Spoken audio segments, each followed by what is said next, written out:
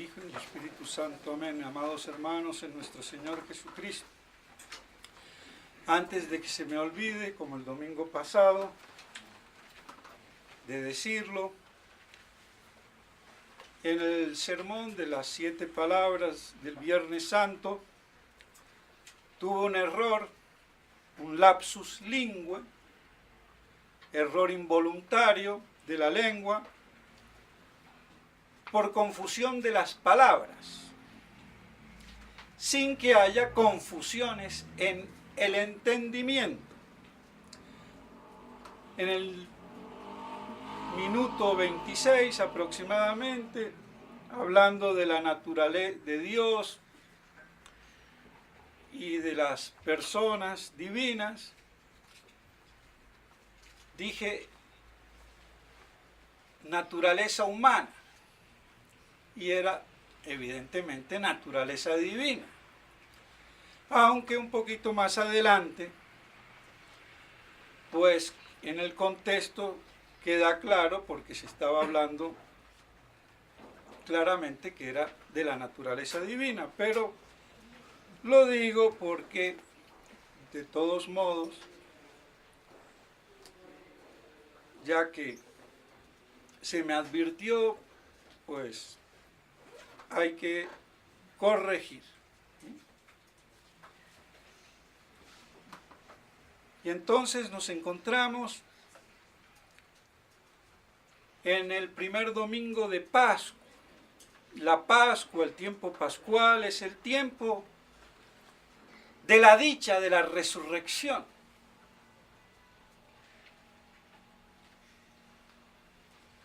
De la regeneración.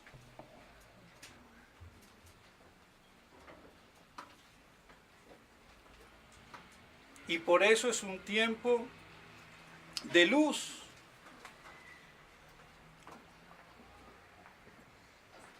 Y de alegría.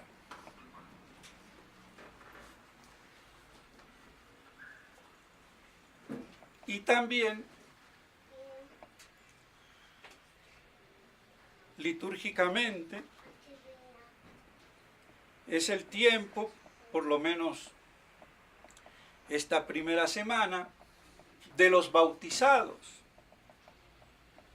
que se bautizaron en la vigilia de Pascua llevando el vestido blanco, lo deponen el sábado inalvis, por eso se llama inalvis, sábado siguiente, y el domingo contiguo, domingo inalvis, que es hoy, de ahí su nombre, porque ayer hubo la deposición de la vestidura blanca con la que se paseaban los neófitos recién bautizados en esa pureza y alegría bautismal, en esa nueva regeneración de luz y de verdad en la fe, en Cristo nuestro Señor, en la Santísima Trinidad. La resurrección es la manifestación de la divinidad de nuestro Señor. No solamente la de Mesías, o la de Hijo de Dios en un sentido, sí, como nosotros también somos hijos de Dios.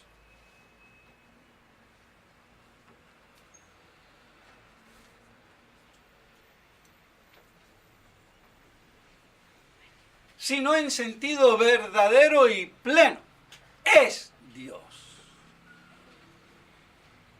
Hijo de Dios porque es el Hijo del Padre Eterno, el Verbo Eterno. La divinidad de Cristo. No es un gran profeta. Hasta Arrio lo admitía. Mahoma también lo admitía. Y hasta muchos judíos hoy, mesiánicos, también lo admiten.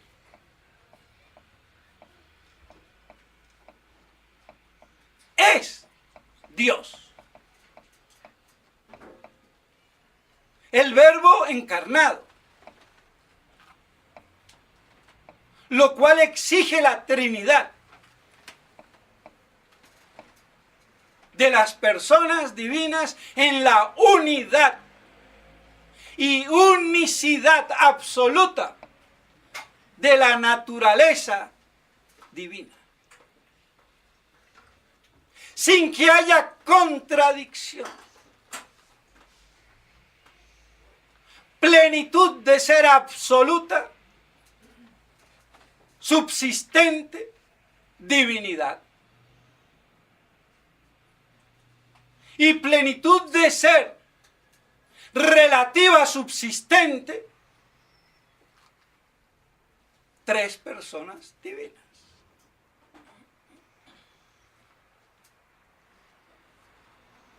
Plenitud de ser subsistente en su modo absoluto y común,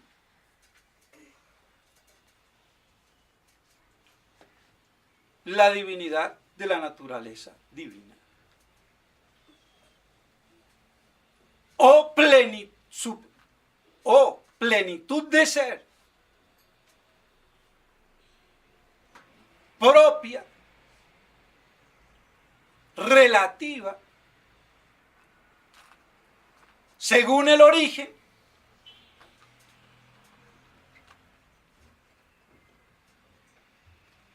que tienen las tres personas.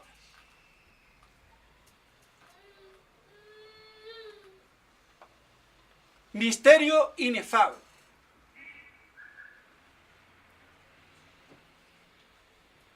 Cómo posee cada uno personal y propiamente esa subsistencia plena. El Padre la posee de una manera como fuente, el Hijo recibida del Padre, génetos, generada, engendrada, y el Espíritu Santo lo recibe o la tiene como soplo, exhalación de amor mutuo que el Padre y el Hijo se tienen. La misma plenitud de ser, poseída de modo distinto y propio. Eso es lo que hace la persona subsistente en la divinidad. Y sin embargo es una plenitud subsistente, absoluta, en su divina naturaleza o esencia. Eso es a lo máximo que llega la teología y la filosofía. Y todo lo que se pueda derivar de ahí.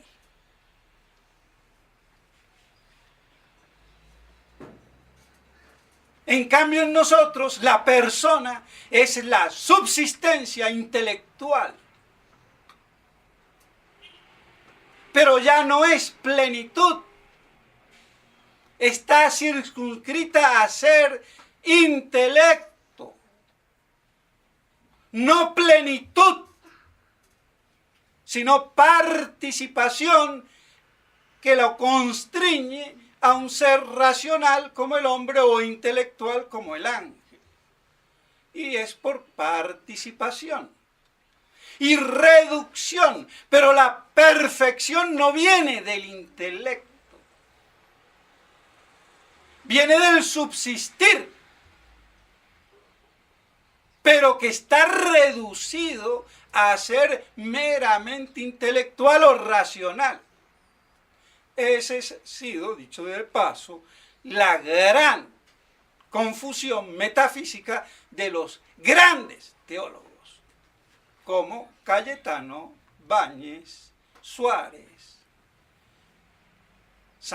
Juan de Santo Tomás, Viluar y la suite.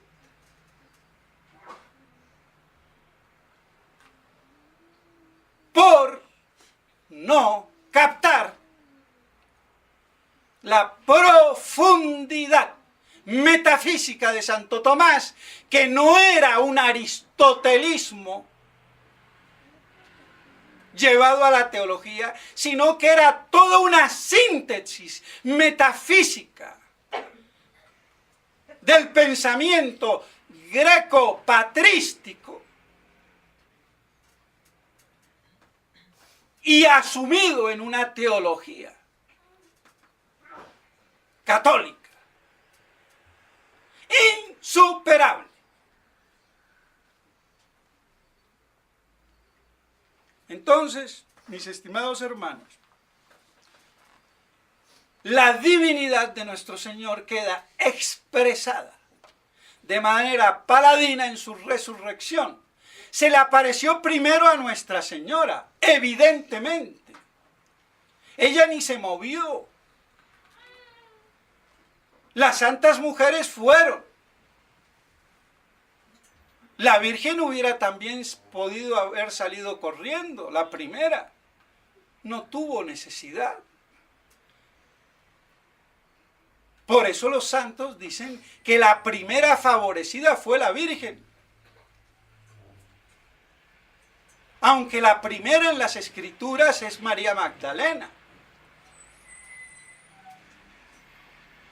que parece ser que se quedó, van las mujeres, le avisan a San Pedro, a San Juan, van, se retiran los apóstoles, esta se quedó por ahí buscando a nuestro Señor y nuestro Señor la beneficia después de su madre, a ella como la primera, en ver a nuestro Señor. Y no me sigas tocando, como decir, bueno, está bien, cálmate, mujer, ya no te me tires encima. Y no como algunos puritanos, no li me tangere, no me toques, mujer impura. No, dejémonos de estupideces.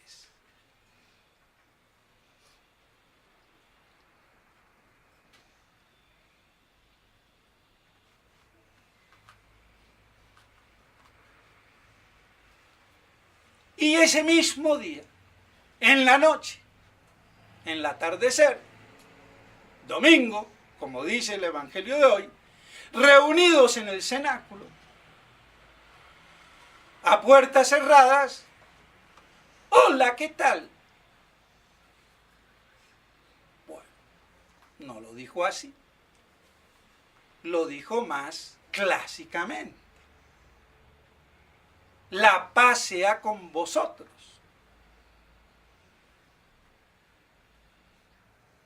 Y les muestra sus emblemas, sus trofeos, su copa, podríamos decir. Esa luminosidad de los estigmas de la crucifixión. Y faltaba a Didimo, el gemelo, el mellizo.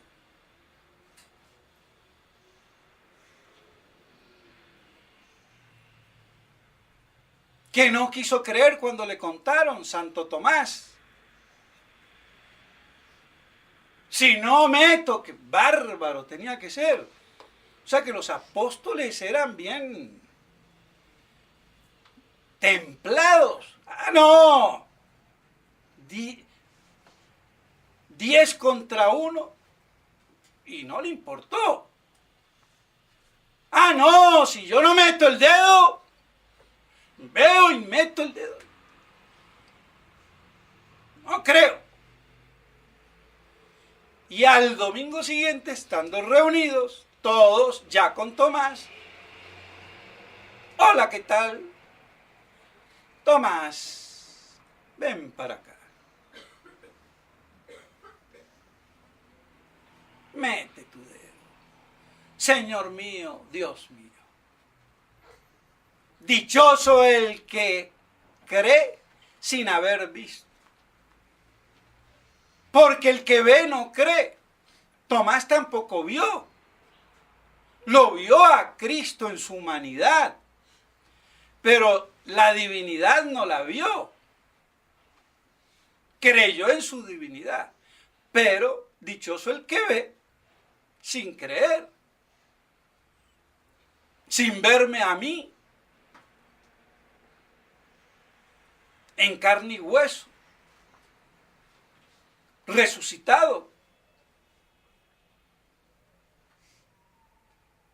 Porque ese es el misterio de la fe. Creer en la palabra divina, en la palabra de Dios. No porque mi razón me lo diga. Porque la razón no tiene nada que hacer ahí.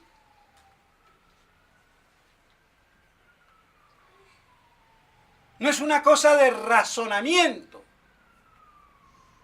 Es de fe. Después razonaré o no razonaré.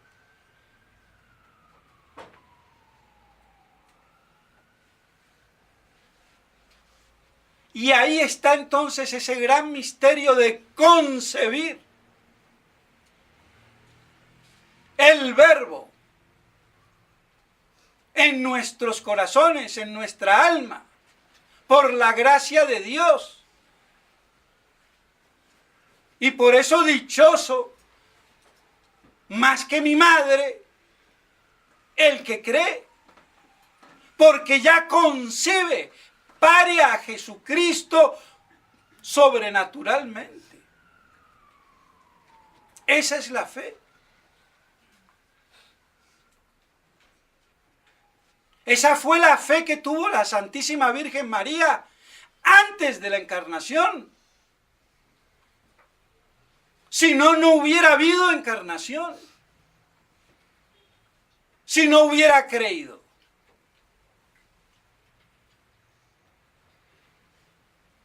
Y así entonces vemos la importancia de la fe en la divinidad de nuestro Señor y en su iglesia por Él fundada.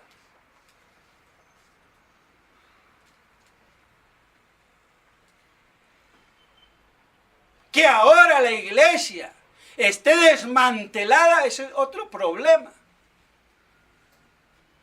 Pero no somos adventistas, protestantes, ni judíos, ni musulmanes, ni budistas. Católicos, apostólicos y romanos.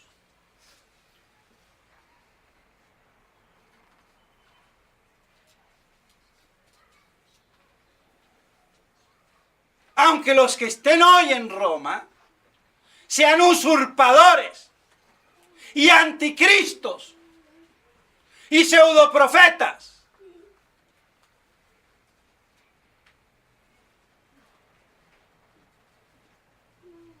Y no es la Iglesia católica, es la contraiglesia del anticristo, sinagoga de Satanás. Al pan, pan y al vino, vino. Y cuando yo vuelva, si acaso encontraré fe, porque claro, con semejante jerarquía apóstata, porque nadie puede decir, y que salga alguno y me lo diga, a ver, en el mundo entero, que la iglesia de hoy, que se dice católica, es la iglesia de hace 60 o 70 años. No es la misma iglesia. Y punto.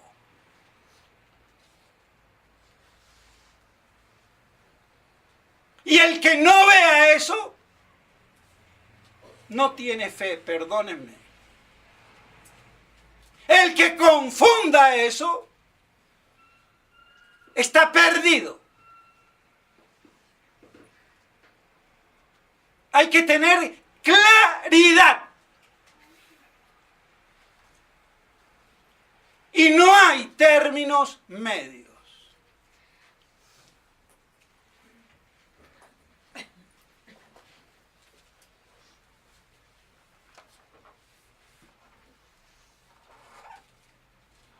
¿Qué se va a hacer?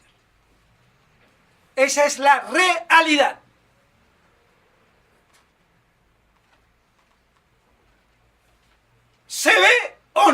se ve. Y si no se ve es porque no se quiere ver.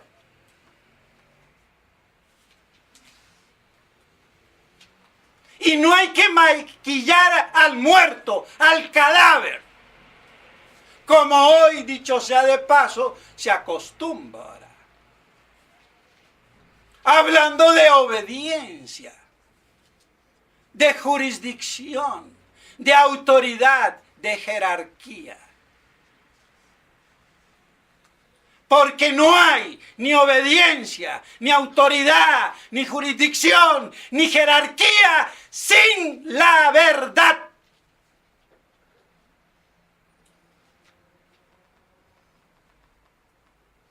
La religión católica no es para marranos.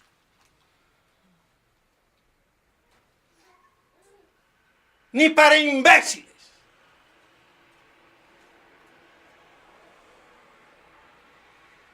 Vírgenes bobas al infierno por estúpidas. Aquí queremos vírgenes sabias, inteligentes, no idiotas.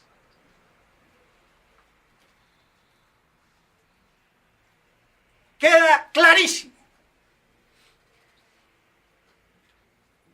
Entonces, a estar del buen lado. Y ese buen lado es privilegio de unos pocos reducidos a un pequeño y mísero rebaño, prácticamente sin pastores. Y sin pastores porque no hay un solo obispo en el mundo que dé la talla.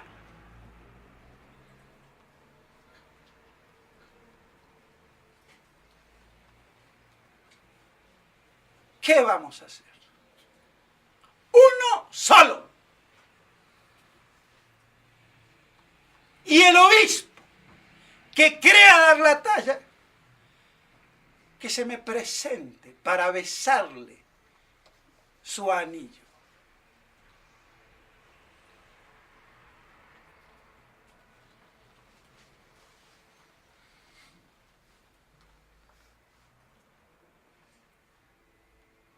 Pero esos mediocres mitrados, mucho baculito, a ver. Pues bien, mis estimados hermanos, la gran resurrección y la fe, como lo dice la epístola, que vence al mundo, que vence al príncipe de este mundo.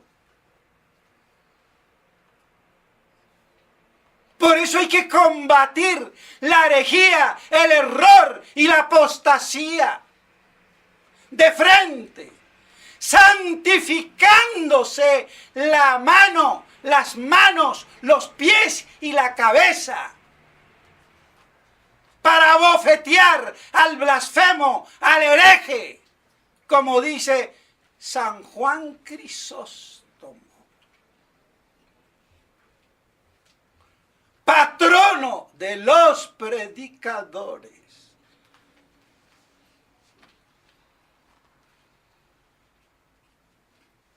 ¿Ven cómo se ha afeminado el clero? Se ha mariconeado, perdónenme. Y no de hoy, de hace rato.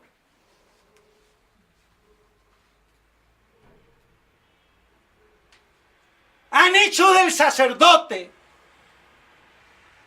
una mujercita pueril, de carita sonriente, de hablar suavecito, de pelarle la muelita a todo el mundo. Eso no es sacerdocio ni santidad, eso es ser un imbécil.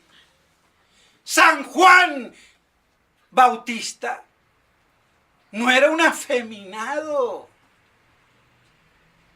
Era un hombre curtido del desierto.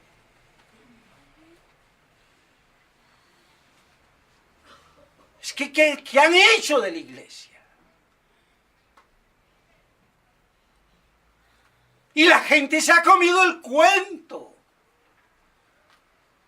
Bueno, lo lamento. Por ahí yo no paso, ni pasaré.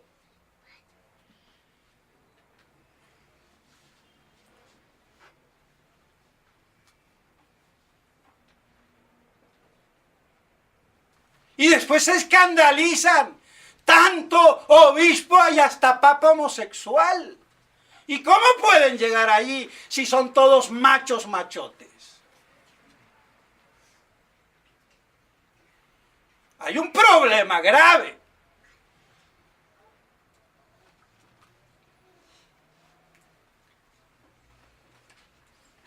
Eso no llega por generación espontánea. Lo lamento. Pues bien, de todos modos, tener las cosas claras.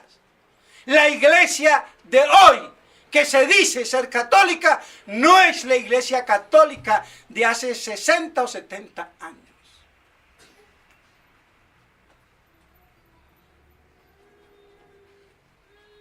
Y para verlo a eso hay que verlo con la fe, en el testimonio que da el agua, la sangre y el espíritu, en el cielo y en la tierra, Padre, Hijo y Espíritu Santo, agua en el bautismo de nuestro Señor. Este es mi Hijo bien amado, en quien he puesto todas mis complacencias. En el agua del bautismo el Padre reveló quién era su Hijo amado. En la cruz, nuestro Señor, con su sangre, nos reveló que era el Verbo eterno, el Hijo unigénito de Dios, Padre. Y el Espíritu de verdad es el que en la iglesia y en el mundo dan testimonio de la verdad y de Cristo. Y son uno. Y así se deben o se pueden medio entender y compaginar la epístola, que parece ser dificilita, porque justamente algunos dicen que este texto no es bíblico, sino que fue añadido. Y tuvo que intervenir León XIII. Después vino, creo que Pío XI o XII, a decir no.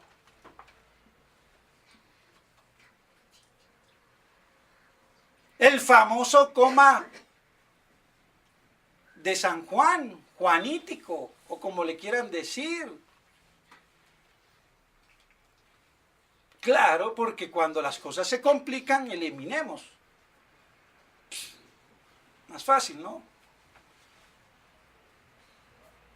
Entonces podemos conjugar la epístola, ya de por sí complicada, con el Evangelio. Y vencer al mundo.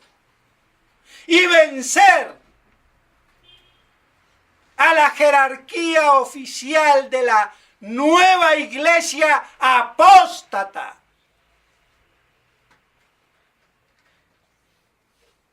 A la cual rinden pleitesía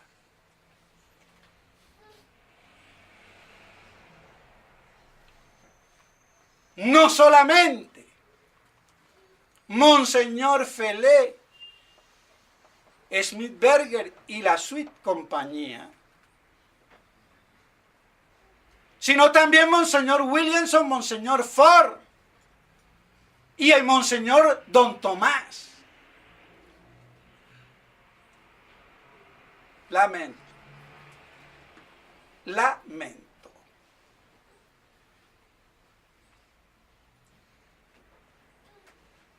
¡Qué engaño!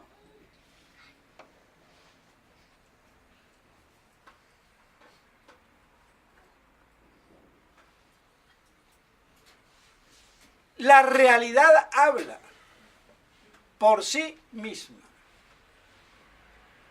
Vamos a ver en qué van a parar las cosas. Porque hasta que no se acabe esta historia, sigue dando vuelta. El mundo gira. Y bueno. Giremos con el mundo y los ojos abiertos. Y la fe lúcida. De vírgenes. Puras. En la fe.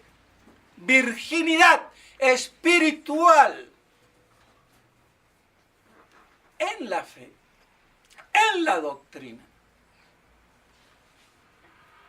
Para que podamos resistir.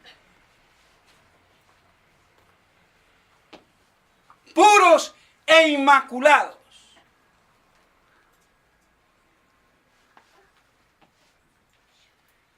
Por lo menos en el orden sobrenatural, en la defensa de la iglesia y de la fe.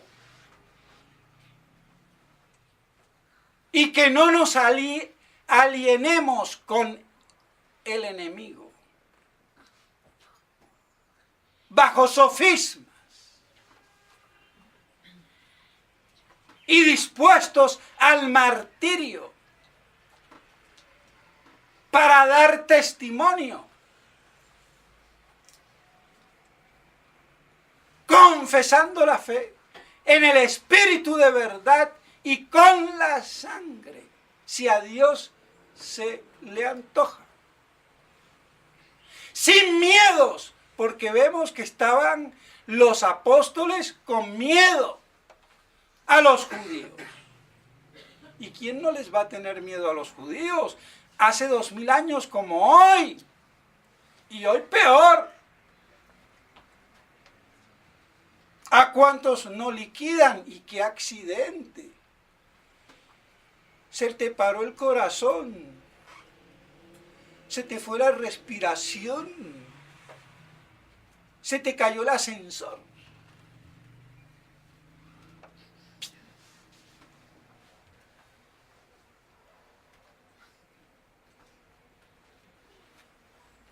Todo lo pueden. Porque son los supósitos del príncipe de este mundo que todo lo gobierna. No hay nada que hacer.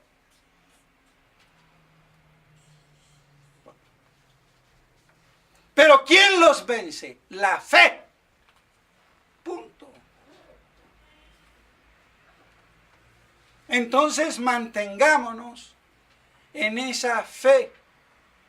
Por gracia de Dios, no por nuestra propia carita y esfuerzo y soplo. Y que lo podamos hacer con verdadera adhesión, compromiso espiritual con Dios. Y eso exige amor. Y no amor prostituido. Por dinero. Porque amor con amor se paga, no más. Entonces, ahí está. Por eso mis estimados hermanos, es la prueba catalítica en la historia de la Iglesia del acrisolamiento del amor, en esa adhesión pura, sin intereses, en pleno sacrificio y entrega, como lo hizo nuestro Señor en la cruz. Y esa debe de ser el paradigma, la imagen que debe de tener todo católico como programa de vida. Y no estarse fijando en tanta tontería y viatería.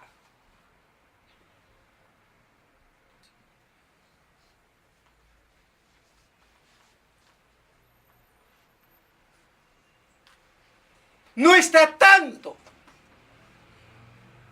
en lo que se hace, sino cómo se hace. No en lo que se da, sino cómo se da. En la intención y la pureza de las acciones.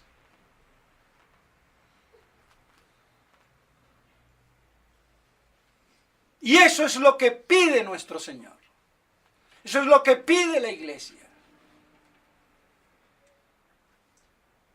Y eso es lo que nos santifica y nos corrige nuestras miserias, imperfecciones